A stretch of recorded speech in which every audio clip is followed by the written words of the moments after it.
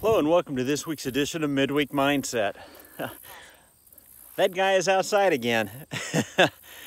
I am in the middle of I'm actually recording this on Tuesday, so I am in the middle of a birthday bike ride, I guess. And 24 and a half miles in. It'll be about 30 today when I get back to where my car is at.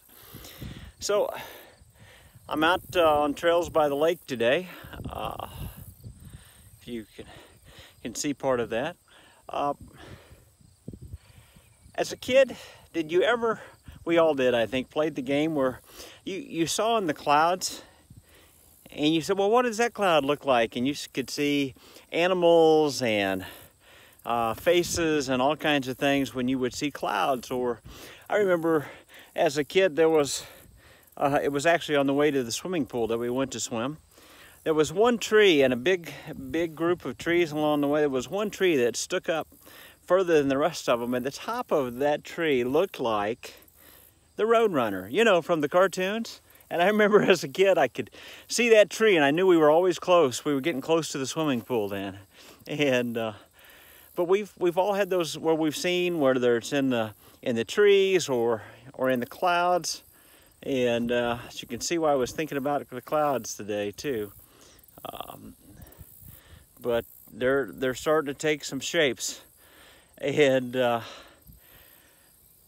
so when you look, here's the deal. When we look at those trees or the clouds, what do you see? Do you see a face there?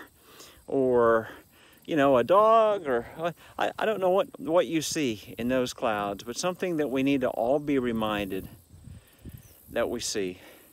Every time we see the clouds, every time we look at a tree or a flower or whatever it is that we're looking at, that's the hand of God. That is the work of God that we see all around us. And we shouldn't take that for granted. We need to remember that along the way. Reminders to us everywhere. Those days you feel alone, those days that we're anxious and worried about things, that if we'll look around, we'll see reminders all around us that God is there.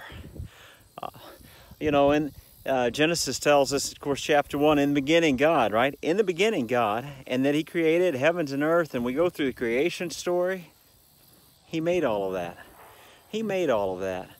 And then John chapter 1 reminds us that Jesus, it says all things were made through Him and by Him, and nothing was made that wasn't made by Him.